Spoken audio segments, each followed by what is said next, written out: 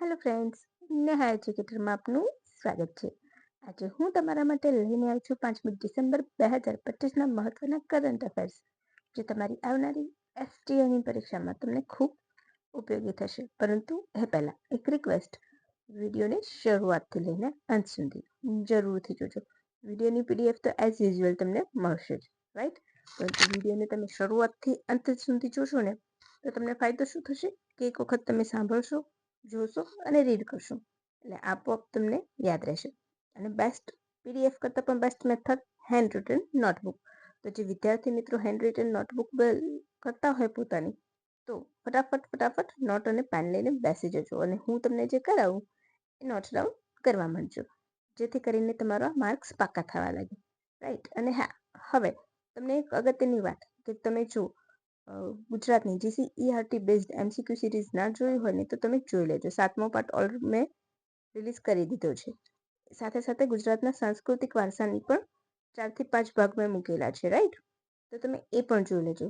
કેમ અગત્યના છે? તો યુનિવર્સિટી ગ્રંથ નિર્માણ બોર્ડની જે ઓથેન્ટિક બુક કહેવાય છે, હસુતાબેન સરદાણી, એમની બુકમાંથી જ મેં બધા જ ક્વેશ્ચન્સ એમસીક્યુ કેવા વિધાનવાળા બનાવેલા છે, તો તમને ખરેખર ખૂબ ઉપયોગી થશે. તમે કન્ફ્યુઝ પણ નહીં થાઓ અને તમને બહુ જ મસ્ત મુદ્દાસર સમજ મળશે એટલા માટે, રાઈટ? તો એ તમને ફાયદો કરશે આવનારી એસટીઆઈની એક્ઝામમાં. અને ટૂંક સમયમાં જુરાવરસિંહ જાદવ એમની જે સાંસ્કૃતિક વારસાની બુક છે એના પણ વિડીયોઝ આવવા લાગશે, રાઈટ? અને 6 મહિનાના કરંટ અફેર્સ તો ચોક્કસ મળી જશે, રાઈટ? તો તમે એના માટે તમારે નેહા સાથે જોડાયેલા રહેવું પડશે. હવે આપણે બિલકુલ પણ સમય બગાડ્યા વગર આજના પ્રથમ પ્રશ્નની શરૂઆત કરીએ. ઇન્ટરનેશનલ ફ્લીટ રિવ્યુ ક્યાં યોજવામાં આવ્યો? Option A Colombo, option B Sri Lanka, option C Bharat, option D America. ચાલો, તમને ખ્યાલ જ હશે. હવે ઘણી વખત પરીક્ષામાં આ રીતના જ ક્વેશ્ચન પૂછાતો હોય છે, કેમ? તો એ જે કન્ટ્રીમાં યોજાયો હોય એ કન્ટ્રી અને એ સિટીનું નામ, રાઈટ, પૂછાતું હોય છે. તો આપણે જોઈ લઈશું કે કેવી રીતે આવશે જવાબ. તો અહીં આપણો જવાબ આવશે ઓપ્શન એ કોલંબો. ડન. શું આવશે આપણો જવાબ? Option A Colombo. હવે તમને ખ્યાલ જ છે શ્રીલંકામાં છે. ડન. તો ભારત શું કરશે? તો ઇન્ટરનેશનલ ફ્લીટ રિવ્યુમાં ભાગ લેશે શ્રીલંકાના આમંત્રણ ઉપર. શ્રીલંકાએ આમંત્રણ કેમ આપ્યું છે? તો નૌસેનાની 75મી વર્ષગાંઠ ઉપર ઇન્ટરનેશનલ ફ્લીટ રિવ્યુનું આયોજન થઈ રહ્યું છે. હવે અગત્યનું કેમ છે? અત્યારે હાલ શ્રીલંકા ચર્ચામાં છે. કેમ? તો ત્યાં સાયક્લોન દિતવાહા આવ્યું હતું, જેના ભાગરૂપે HADR ભારતીય માનવીયતા સહાય મોકલાઈ હતી. એમાં આઈએનએસ ઉદયગીરી અને આઈએનએસ વિક્રાંત ચર્ચામાં રહ્યું હતું અને 2 એરક્રાફ્ટ મોકલ્યા હતા. એરક્રાફ્ટ મેં તમને કરાવ્યા છે, તો તમારે મને કમેન્ટ બોક્સમાં કમેન્ટ કરવાના છે કે કયા 2 એરક્રાફ્ટ ગયા હતા, બરાબર? તો અત્યારે આપણે એના વિશે ભણવાનું છે. તો આઈએનએસ વિક્રાંત અને ઉદયગીરીને ઇન્ટરનેશનલ ફ્લીટ રિવ્યુમાં ભાગ લેવા માટે કોલંબો પહોંચ્યા છે એટલા માટે, બરાબર? હવે આપણે આઈએનએસ વિક્રાંત ચર્ચામાં છે, ઉદયગીરી ચર્ચામાં છે, એટલે એની ડિટેલ જોઈ લઈશું. હવે આ તમારું શું થયું? કરંટ અફેર પરથી જીકે થઈ જશે, રાઈટ? તો આઈએનએસ વિક્રાંત તો તમને સૌને ખ્યાલ છે, ભારતનું પ્રથમ સ્વદેશી વિમાનવાહક જહાજ છે, જે સપ્ટેમ્બર 2022ના રોજ નૌકાદળમાં કાર્યરત થયું. વોરશિપ બ્યુરો દ્વારા ડિઝાઇન કરવામાં આવ્યું છે અને કોચિન શિપયાર્ડ દ્વારા તેનું નિર્માણ કરવામાં આવ્યું છે. 28 નોટ્સ ઝડપ છે, 45 દિવસ સુધી સમુદ્રમાં રહી શકે છે. 2013માં લોન્ચિંગ કરવામાં આવી હતી, ટ્રાયલ કરવામાં આવી હતી અને પ્રથમ ટ્રાયલ 2021માં થયું અને નૌકામાં સામેલ થઈ ગયું 2022થી, બરાબર? સ્વદેશી સામગ્રીથી બનેલું છે. હવે તેમાં જે સ્ટીલ ઓથોરિટી ઇન્ડિયાએ સ્ટીલનું સૌથી મોટો ભાગ એમણે આપ્યો છે, બરાબર? તો તમને આ પ્રશ્ન પણ પૂછાઈ શકે છે કે સૌથી વધારે સ્ટીલ કઈ કંપની દ્વારા પૂરું પાડવામાં આવ્યું છે. પેપર સેટર થોડોક ડિફિકલ્ટ ક્વેશ્ચન કરવો હોય તો તમને આ રીતના કરી શકે છે, રાઈટ? હવે ફેબ્રુઆરી 2024માં આઈએનએસ વિક્રાંતે ભારતીય નૌકાદળ દ્વારા આયોજિત દ્વિવાર્ષિક બહુપક્ષીય નૌકાદળ કવાયત મિલાનમાં પણ ભાગ લીધો હતો, એટલા માટે ચર્ચામાં છે, બરાબર? હવે જો મેં તમને કહ્યું છે કે માનવતા રૂપી સહાય, તો શું કહે છે? Humanitarian assistant and disaster relief, HADR ઘણી વખત તમને પૂછશે. પછી આપણે આવી જઈશું, વિક્રાંત જહાજ છે, બરાબર? હવે આઈએનએસ ઉદયગીરી તો ફ્રિગેટ છે. મેં એક વસ્તુ નોટિસ કરી છે કે મોટા ભાગના જે પહાડી નામ હોય છે ને એ બધી ફ્રિગેટ હોય છે. આ મેં તમને પહેલા પણ કરાવ્યું છે, ફરીથી રિપીટ કરાવીશ. કારણ કે હું માનું છું કે આમાંથી ક્વેશ્ચન ચોક્કસ આવશે. પ્રોજેક્ટ 17A હેઠળ નિર્માણ પામેલું 7 જહાજોનું ત્રીજું ફ્રિગેટ છે. કયું? તો ઉદયગીરી. મઝગાંવ બિલ્ડર દ્વારા બનાવવામાં આવ્યું છે અને design as usual warship design bureau દ્વારા. બરાબર. આ 100મું જહાજ છે. ડિઝાઇન કરેલું કયું છે? 100મું. એટલા માટે ચર્ચામાં છે. હવે જુઓ, આ તમને મેં આપ્યું છે India's indigenous fleet in action. તો તમને અલગ અલગ આપેલું છે કે પ્રોજેક્ટ 17A હેઠળ કઈ કઈ બનેલી છે. રાઈટ. જેમ કે અહીંયાથી તમે જોઈ શકો છો, INS નીલગિરી ક્લાસની કહેવાય છે, એટલે કે જે પહેલી હોય એના પ્રમાણે એ ક્લાસ આપવામાં આવે છે. તો 17A હેઠળ નીલગિરી, હિમગિરી, ઉદયગિરી, વિંધ્યાગિરી. રાઈટ. 15A હેઠળ તો કોલકાતા, કોચી, ચેન્નાઈ. સર્વે વેસલ વ્હીકલ છે તો કયું છે? ઈક્ષક, સંધ્યાક, નિર્દેશક. બરાબર. એ બધા બરાબર છે. તમારે યાદ રાખવાના છે આટલા. અને અહીંયા તમે તમારા પીડીએફમાં જોઈ લેજો. બરાબર. ઝૂમ કરીને, એટલે તમને આઈડિયા આવશે. કદાચ તમને કઈ શ્રેણીનું છે પૂછે તો તમારે અહીંયાથી આવી જશે. જેમ કે સબમરીન છે. પ્રોજેક્ટ 75 હેઠળ કઈ છે? તો કલાવરી ક્લાસની છે. બરાબર. પછી ખંડેરી, કારંજ, વેલા, વાગીર અને વાક્ષીર. 6. તો તમારે આ રીતના યાદ રાખવાનું છે. એટલા માટે મેં તમને પ્રૂફ પણ આપ્યું છે, જેથી કરીને તમને પરફેક્ટલી તમે નોટ ડાઉન કરી શકો. અને PIB માંથી લીધેલો ડેટા લે છે એઝ યુઝ્યુઅલ. રાઈટ. હવે નેક્સ્ટ ક્વેશ્ચન ઇમ્પોર્ટન્ટ છે. ઇન્ડેક્સ ઓલવેઝ પૂછાતા હોય છે. ભારત પાવર ઇન્ડેક્સમાં ભારત એશિયા પાવર ઇન્ડેક્સમાં કયા ક્રમે છે? પ્રથમ, બીજા, ત્રીજા કે ચોથા? અહીં આપણો જવાબ આવશે ઓપ્શન સી, ત્રીજા ક્રમે છે. ડન. ઓસ્ટ્રેલિયા સ્થિત લોવી ઇન્સ્ટિટ્યૂટ દ્વારા આ ઇન્ડેક્સ બહાર પાડવામાં આવે છે. હવે આ એશિયા પાવર ઇન્ડેક્સ વિશે નીચેનામાંથી કયું વિધાન સાચું છે? તમારો પ્રશ્ન આમ બનશે. આ ઇન્ડેક્સનું 7મું સંસ્કરણ છે. આ ઇન્ડેક્સ ઓસ્ટ્રેલિયા સ્થિત લોવી ઇન્સ્ટિટ્યૂટ દ્વારા બહાર પાડવામાં આવે છે. ભારતે 40.0ના સ્કોર સાથે ત્રીજો ક્રમ હાંસલ કર્યો છે. બરાબર. આ તમારું વિધાન વાક્ય. ઉપરના બધા વિધાન સાચા છે, અથવા તો પહેલું, બીજું, ત્રીજું સાચું છે, બીજું, ત્રીજું સાચું છે. આ રીતના તમારું વિધાન વાક્ય અહીં બની જશે. રાઈટ. હવે આપણે અહીંયા જોઈ લઈશું. મેં તમને બધા પોઈન્ટ્સ આપી દીધા. ટોટલ 27 દેશનો અભ્યાસ કરવામાં આવ્યો હતો. 8 શ્રેણી હતી અને 131 ઇન્ડિકેટર પેરામીટર હતા. રાઈટ. હવે 8 શ્રેણીમાંથી આપણે જોઈશું આર્થિક ક્ષમતા, સૈન્ય ક્ષમતા, resilience, future resources, diplomatic influence, economic relationship, defence network, સાંસ્કૃતિક ઇન્ફ્લુઅન્સ. એ બધા ઉપર ફોકસ કરીને પછી 131 ઇન્ડિકેટર નક્કી કર્યા છે. એ બધાને ફોલો થયા પછી આપવામાં આવે છે. આનાથી તમારે બહાર ક્યાંય નહીં આવે. બરાબર. એટલું યાદ રાખવાનું છે. પછી દર વર્ષનો એઝ યુઝ્યુઅલ આપણો ક્વેશ્ચન. રાઈટ. કે દર વર્ષે એક વસ્તુ આમાં રહી ગઈ છે, હું તમને લખાઈ દઈશ. ચલો એક જ મિનિટ, હું લઈ. હા, દર વર્ષે સોઇલ લખાઈ ગયું, બોલાઈ ગયો જવાબ. 5 ડિસેમ્બરના રોજ કયો દિવસ ઉજવવામાં આવે છે? એ world soil health day, international volunteer day, ફક્ત બી કે ફક્ત એ અને બી બંને? તો તમને ખ્યાલ હશે કે એ અને બી બંને. જ્યારે પણ હું દિવસોની માહિતી આપીશ ને અને બધા દિવસો લખ્યા હશે, ધેટ મીન્સ કે બધા દિવસો ઉજવવામાં આવે છે. એક ક્વેશ્ચનમાં તમારા બધા દિવસો આવે એટલા માટે. પરંતુ આપણે વધારે ડિટેલ ક્યારે જોઈશું? આપણા સોઇલ ડે વિશે. વર્લ્ડ સોઇલ ડે ક્યારથી ઉજવાય છે? દર વર્ષે 2014થી વર્લ્ડ સોઇલ હેલ્થ ડે ઉજવાય છે.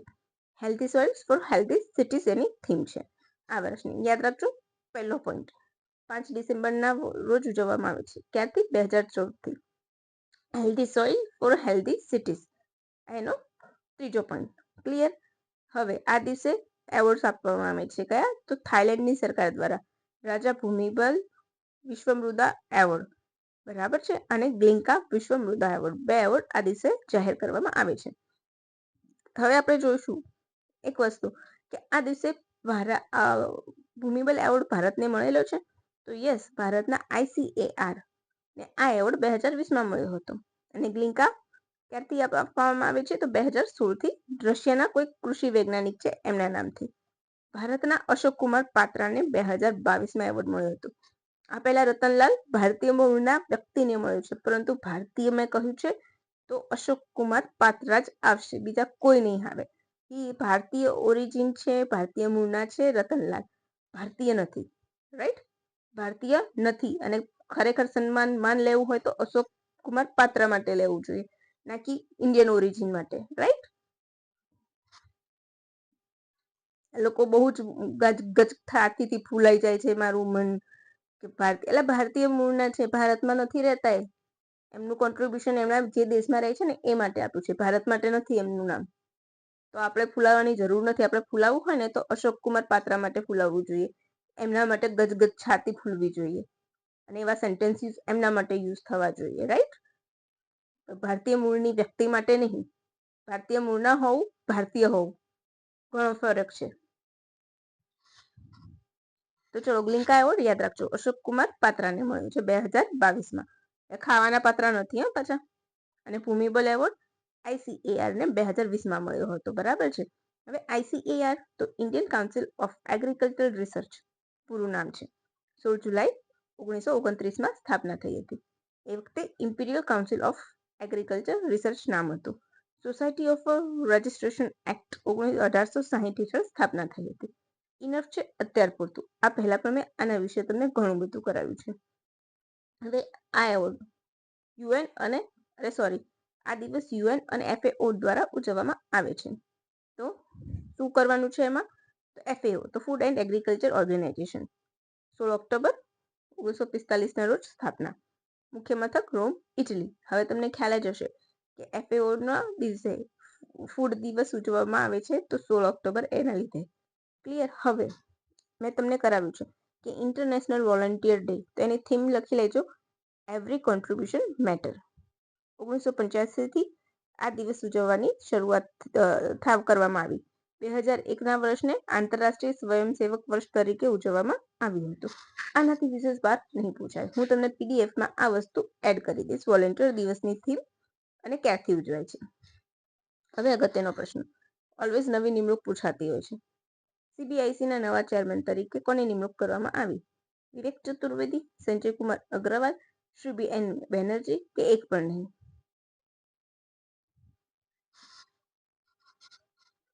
તો અહીં આપણો જવાબ આવશે ઓપ્શન એ, વિવેક ચતુર્વેદી.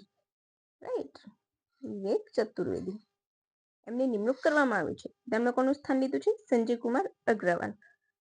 અચ્છા, ચલો, આ કરંટ અફેર કમ્પ્લીટ. હવે આપણે આવીશું જનરલ નોલેજ GK ઉપર. CBIC નો મોટો દેશ સેવાર્થ કર સંચય હંમેશા પૂછાય છે, અને બધી ઓર્ગેનાઇઝેશનના મેં મોટો તમને ઓલરેડી વિડીયો સ્ટેટિક GKમાં મૂકેલો છે. ઘણી વખત જોડકામાં પૂછાય છે, તો તમે એક વખતે જોઈ લેજો. Central board of indirect taxes and કસ્ટમની સ્થાપના 1964માં થઈ હતી. બરાબર, નીચે લખ્યું છે એના બદલે ઉપર થઈ ગયું. સ્થાપના વખતે CBEC નામ હતું, એટલે કે central board of excise and custom હતું, પરંતુ ઇનડાયરેક્ટ ટેક્સીસ એન્ડ કસ્ટમ નામ ચેન્જ થયું છે. અધ્યક્ષ પ્લસ 6 સભ્ય હોય છે. હવે અગત્યનું કેમ છે તો હમણાં જ જે ઇન્ટરનેશનલ ફેર યોજાયો હતો એમાં, એટલે કે IITF યોજાયો, તો એમાં CBICને પબ્લિક આઉટરીચ એન્ડ કોમ્યુનિકેશન શ્રેણીમાં એવોર્ડ પ્રાપ્ત કર્યો હતો. બરાબર છે, એટલા માટે. એનું પેવેલિયન હતું GST અને કસ્ટમ પેવેલિયન હતું. બરાબર. પેવેલિયનની થીમ શું હતી? તો નેક્સ્ટ જનરેશન GST, સરળ કર, સરળ સમૃદ્ધ રાષ્ટ્ર. યાદ રાખજો, CBIC વિશે આટલું યાદ રાખવાનું છે. બરાબર, એનાથી વિશેષ તમારે બહાર જવાનું નથી. હવે શ્રી BN બેનર્જી તેના પ્રથમ અધ્યક્ષ હતા. બરાબર, એ ચેરમેન હતા, તમે જે સમજો. બરાબર, તો પ્રથમ, હાલના અને કોનું સ્થાન લીધું, એ ત્રણે પણ તમને આવડી ગયા હશે. રાઈટ. હવે નેક્સ્ટ ક્વેશ્ચન અને છેલ્લો. આમાં આનાથી બહાર વધારે ડિટેલ કરવાની જરૂર નથી. ઘણા બધા ડિટેલ અભ્યાસ કરાવશે. અરે ભાઈ, અભ્યાસ નથી પૂછવાતો, અભ્યાસ કરાવે ને તો માણસ ગાંડું થઈ જાય. દરેકના અભ્યાસ પૂછતા થઈ જાય ને એની નિમણૂક કરનારા, તો કોઈ વિદ્યાર્થી કદી પાસ જ ના થાય. ઇન્સ્પેક્શન એન્ડ સેફ્ટી તરીકે કોણ? એરફોર્સની વાત છે. બરાબર, કોની પસંદ કરવામાં આવી છે? તો એર માર્શલ તેજવીર સિંહ, એર માર્શલ મકરંદ ભાસ્કર, અમરપ્રીત સિંહ કે એક પણ નહીં? તો અહીં આપણો જવાબ આવી જશે વન્સ અગેન એ. ફોટો સેટ કરી કાઢીએ.